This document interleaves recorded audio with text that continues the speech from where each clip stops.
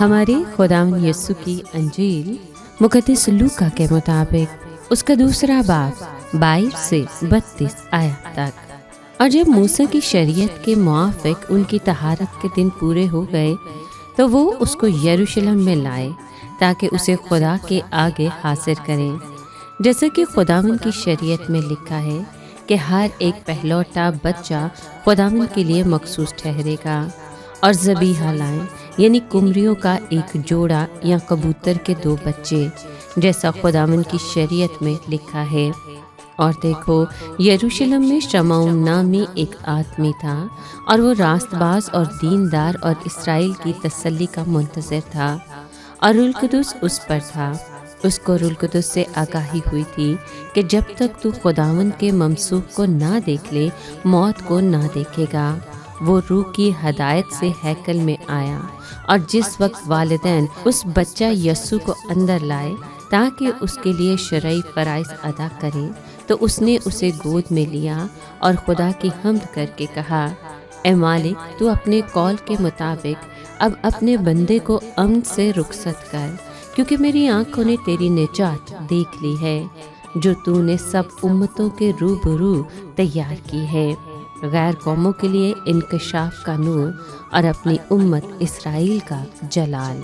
پاک کلام کے پڑھے اور سنے جانے پر خداوند کی برکت ہو، خدا کا شکر ہو۔ عزیز دوستو، جب مریم اور یوسف شریعت موسیٰ کے مطابق ننھے یسوع کو ہیکل میں لاتے ہیں تو یہ صرف ایک مذہبی رسم نہیں رہتی، بلکہ خدا کے وعدوں کی تکمیل کا لمحہ بن جاتی ہے۔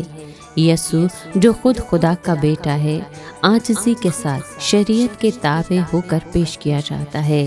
یہ ہمیں سکھاتا ہے کہ حقیقی عظمت ہمیشہ فرما برداری اور فروتنی میں ظاہر ہوتی ہے۔ شمعون جو برسوں سے اسرائیل کی تسلی کا منتظر تھا، روح القدس کی رہنمائی سے یسوع کو پہچان لیتا ہے۔ دنیا جسے ایک عام بچہ سمجھتی ہے، شمعون کی آنکھیں اسے نجات، نور اور جلال کے طور پر دیکھتی ہیں۔ یہ بات ہمیں یاد دلاتی ہے کہ خدا کی سچائی کو پہچاننے کے لیے جسمانی آنکھیں نہیں بلکہ روحانی بصیرت درکار ہوتی ہے۔ شمعون کی دعا میں خوشی بھی ہے اور پیشن گوئی بھی۔ یسوع صرف تسلی نہیں بلکہ امتحان بھی بنے گا، کچھ کے گرنے اور کچھ کے اٹھنے کا سبب۔ مریم کے لیے یہ خوشی کے ساتھ درد کا پیغام ہے کہ نجات کی راہ قربانی کے بغیر مکمل نہیں ہوتی۔ آخر یسوع واپس ناصرت جاتا ہے، خاموشی میں بڑھتا، حکمت میں کامل ہوتا ہوا۔